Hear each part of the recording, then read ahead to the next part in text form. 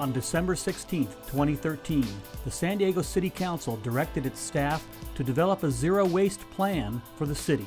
Rick Anthony, a worldwide zero-waste consultant, presented the council with the zero-waste resolution. April 26, 2014, and let's just talk about what it is that the City Council needs to do at this point to create this zero-waste initiative for San Diego. We can't get to sustainability without zero waste. Why? There's a couple reasons. One, Arnold Schwarzenegger encouraged the legislature to pass AB 32, the global warming bill, which basically said climate plans and reduced the greenhouse gases from California to a level set. As they went through the process and all the cities went through the climate plans, it turned out that number 1, 2, or 3, usually it was traffic, but farming and the landfill was the biggest generator of greenhouse gases. It's methane from the landfill, which is 30 to 75 times more deadly than just carbon. So it became a big issue. The state looked at that and said, if we recycled everything and upstream savings in terms of air emissions and traffic and digging, they used the EPA's waste assessment model, and they found out that if everything was recycled in California, it'd be the same as getting rid of all the cars. So the result was that it was AB 341 from West Chesborough who said the 50% goal for California was not enough in order to meet the governor's targets, and because of resources and jobs, we're going to go to 75%.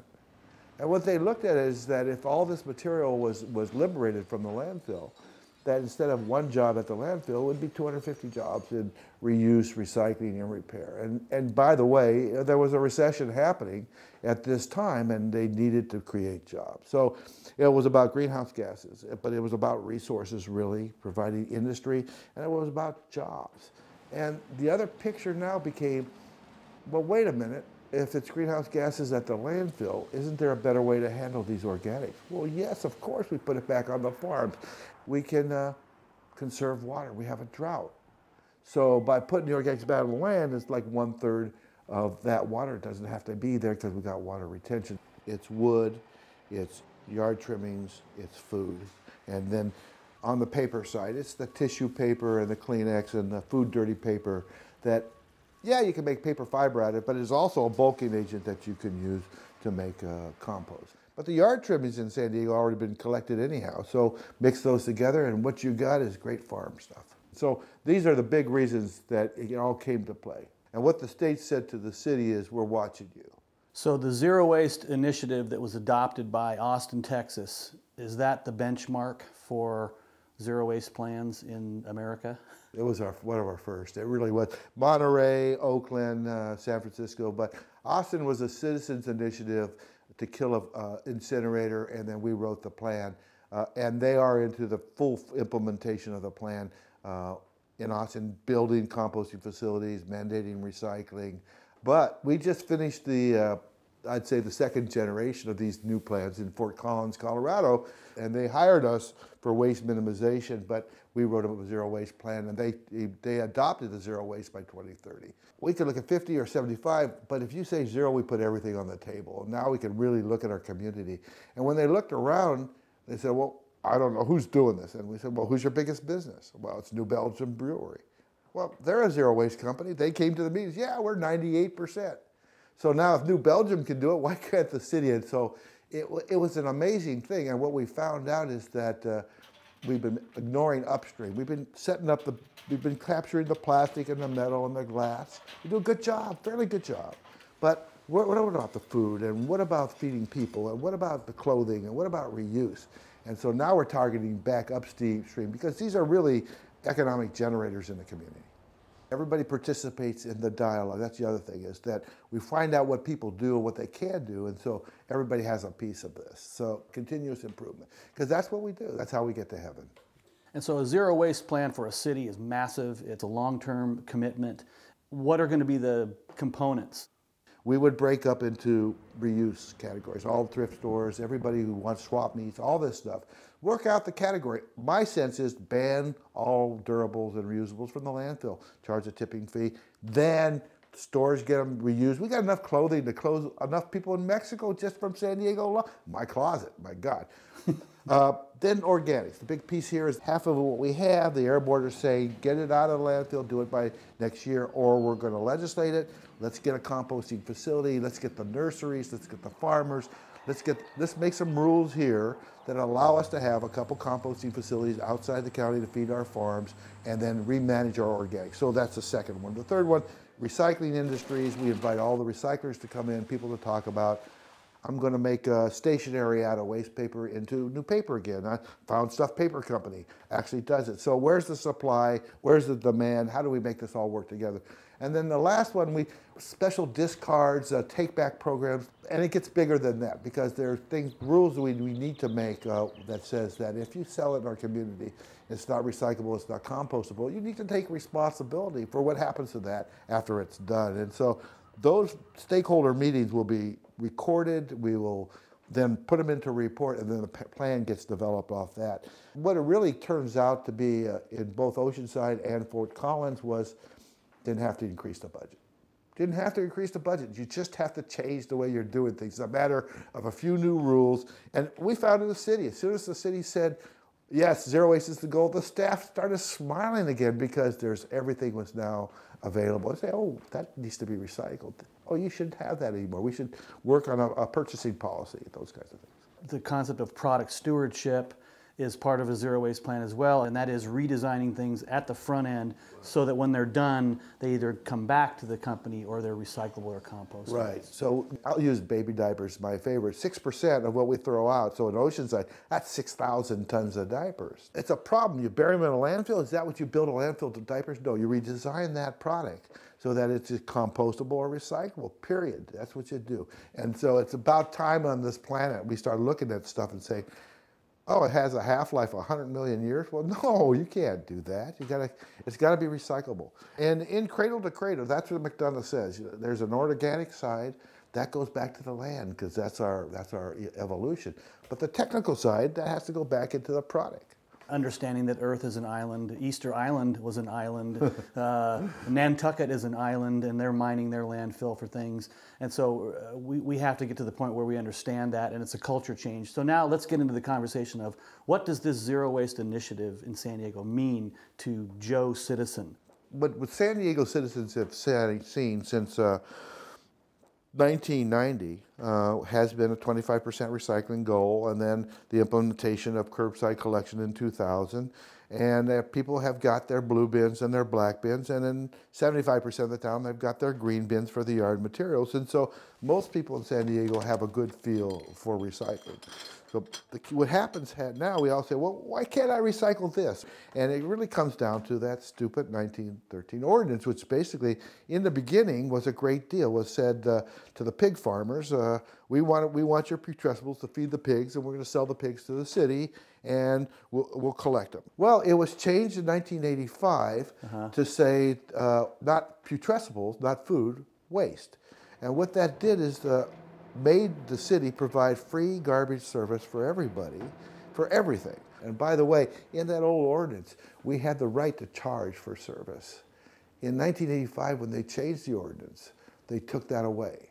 So what we're sitting is an ordinance that says it's all waste and the city gets it all, and single families don't pay anything, and multifamilies and commercial properties do. It's really unconstitutional, but if we sued the city and made them do it for everybody, it would bankrupt the city. It's $50 million out of the general fund every year. So what's coming up in this ordinance is to involve the community into the decisions about how do we make this thing work, how do we create jobs, and how do we pay for it. And the answer, of course, is to change the ordinance one more time and say, pay as you throw.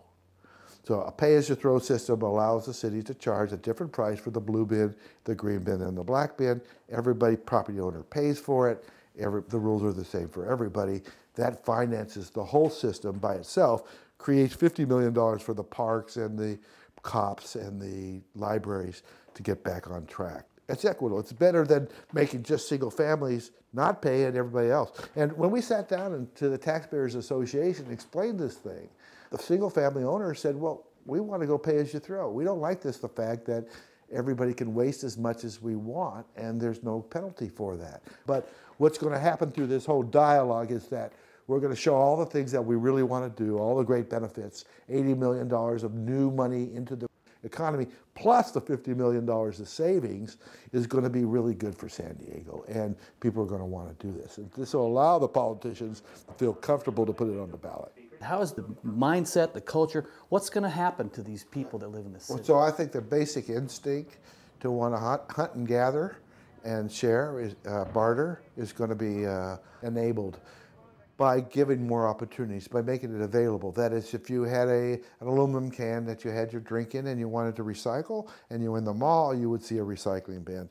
If you wanted to get rid of your clothing that you had too much because you got thin, you wanted to give it away, there'd be a pickup. You could either call a charity or there might be some other way to do it. So, but it'd be easy. It's the same thing with your sofa and your old chairs. Everything that you want to get rid of to make your life a little bit easier so you can get more stuff would be available for you to do it. And it wouldn't cost us any money.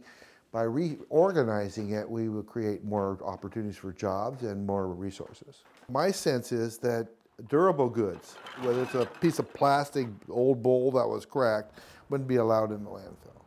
We would take it to a resource recovery park.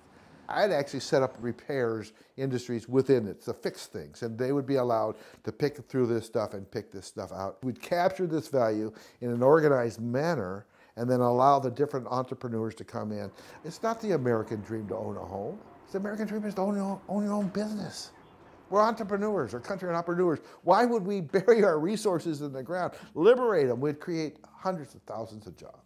There's a technical side to make it available, and secondhand, there's a consumer side, because look at, we buy this stuff. So if the public says, I love your product, I hate your package, change it or won't buy it, they'll change.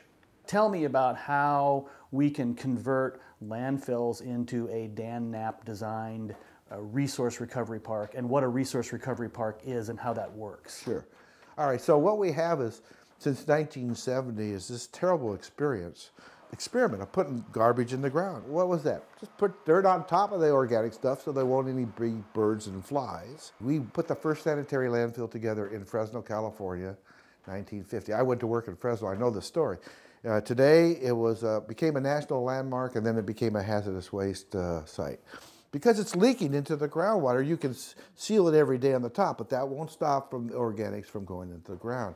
And then it started making methane, and they started being able to have to capture it, because if the methane goes off the site, it blows up people's homes, so they had to put trenches around the landfill, capture that methane. And in those energy crisis days of the mid-'80s, it was giddy. We looked at 10% energy increase every year as we factored out 20 years in the future. Okay, long story. But the fact is, we have all these landfills that have been permitted all through, and they have garbage in them, and they have been buried.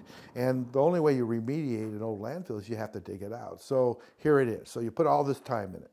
My sense is these are where the composting facilities go. What Dan did, for you viewers out there, Dan is a sociologist with a PhD in 1980, worked for the government, and then got a job in Berkeley at the landfill sorting garbage. So what are you sorting? Well, we're sorting for sale. So he started sorting paper, metal, glass, came up with these 12 categories, but he realized in each category there was stuff that he could sell in itself. It may have been a textile, but it was a nice jacket. So he set up a little shop in front of the landfill. And the shop now is 200,000 square feet. This fits what I say about not getting durables in the landfill. So, okay, you have this space, it's taking up space, it's making methane. You really can't build on top of it because it's constantly sinking. That's where you put your compost facility. You already got it lined, it's already permitted. And then at the same place, you put a big resource recovery park. Well, what's that? Well, at the landfill, we would have a place where their reusables will go somewhere, paper, metal, glass, textiles, all the 12 categories, a composting area, a ceramics area for rocks. And literally, it's on the same site that used to be the landfill, but now it's called the Resource Recovery Park and the composting facility. And this becomes the infrastructure for recovering these resources for reuse in this closed circle economy. It really takes a small group of people to facilitate change. When we set up free landfills or cheap landfills, we threaten the guy who repairs leather. All the repair guys, all the recycle guys, all the organic guys, we want to get them in the room and say, look, we're going to change it. All this stuff is coming your way. What do you think? What do you need? What do you need from the city in terms of infrastructure, in terms of training and education? What do you need from us? And from that, we'll reorganize it on that. But then there's the general public. So what we see is invite the stakeholders, open up the meetings for the general public. What we want is that when we go to the council with the plan, everybody goes with us. When we went to Oceanside, it was actually beautiful. The schools heard about it. The schools today, zero waste Oceanside School District is a zero waste school district. Why? Because Jenna brought the kids to the meetings when we were talking about the zero waste of plans. And the kids got up in front of the advisory board and then the council and said, this is why we should have a zero waste plan. It's all about animals. It's about our future. When a council looks out and sees children saying my future and babies sitting in the audience, what are they going to do? They're going to go against a plan that talks about sustainability? No. Our strategy was, look, if you made it mandatory to recycle, if you made the organics go out, if anybody who builds or destroys has to have a recycling plan, and if anybody sells something in our community, if it's not recyclable or not composted, there's a take-back program, we'll get 90% just by changing the rules. Let your legislature, let your people know that this is what you want. And this is what's going to happen. We're ready. It's an evolutionary thing. And it's just a matter of there will be 10 billion people on this planet in 20 years. And you're going to have to feed them, clothe them, or do something. We've set up a system that says put up as much trash as you want on the street. It ain't no problem. Well, now we want to say make a simple separation. People can do it. People will do it. The only way they're going to do it is if everybody has to do it. But the fact is it's everybody's desire to be as perfect as they can before they die. And so going to zero in terms of your impact on the environment, that's one thing we all can do. We all can take care of our own personal stuff. And our family, and our neighborhood, our job, our city, who knows, our country. I'd like to do that too.